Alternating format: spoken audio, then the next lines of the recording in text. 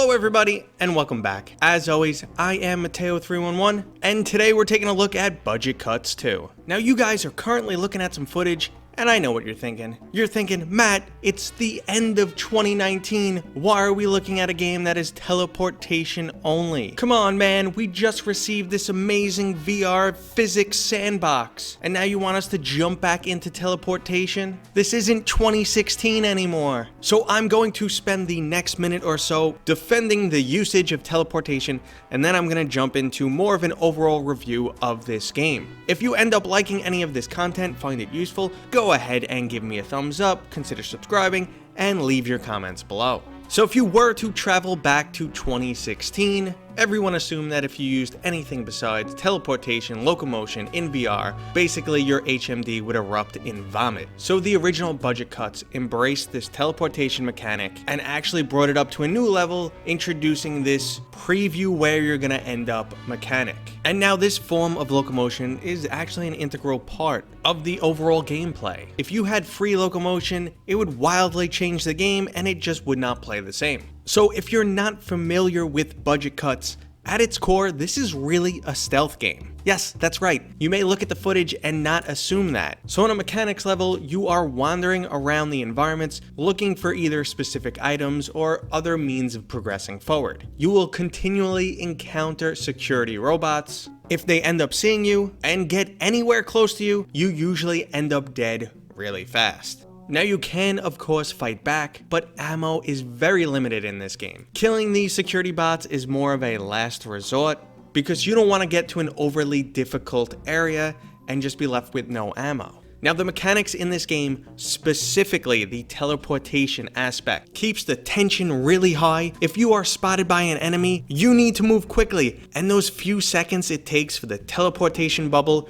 and allow you to get out of there gets pretty intense. If you remain still, you are most likely going to get shot and then have to start over from the checkpoint. In this game, you can only take one hit, so it definitely keeps the tension pretty high. Now the same level of tension is also found in the fighting mechanics. The game purposely doesn't make it easy to load a weapon, fire, reload, and keep going. Now while you will get more proficient after a few hours of gameplay, the game does want you to get nervous and stumble and keep that tension on you. So unlike playing a fast-paced first-person shooter, your movements in this game become a lot more deliberate. You will shoot your teleportation ball and use it as a means to look around in the new environment to make sure the coast is actually clear. Or you might use it to strategically teleport right next to a guy in order to stab him very quickly. When things go as planned, it feels amazing. But on those odd moments when you miss a simple throw or an arrow shot, yes, that panic quickly ensues because it's not easy to quickly reload and kill the enemy. So usually you just start running. And by running, I mean bunny hop teleporting to whatever area looks safe. Now the game will also challenge you on how to progress at a mental level, and this actually comes in multiple fashions.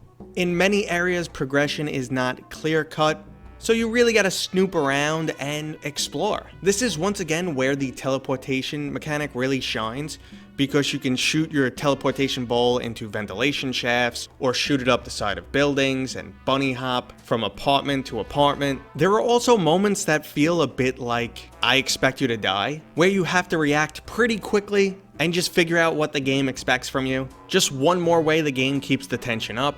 There's also times when you're gonna have to backtrack and poke around for things like a security code, or a taco, or a screwdriver. Progression is definitely not linear.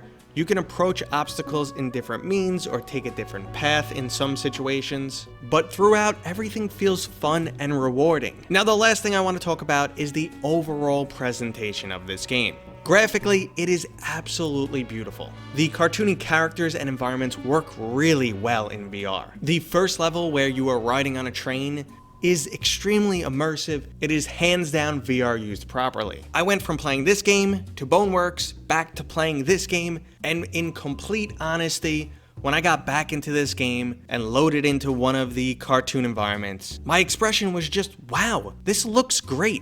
Even though it's cartoony and fake, it feels so real. Now overall, I think just about anyone is going to enjoy this game. From the graphics to the storytelling, the humor, and the overall high tension stealth mechanics. This game is a winner.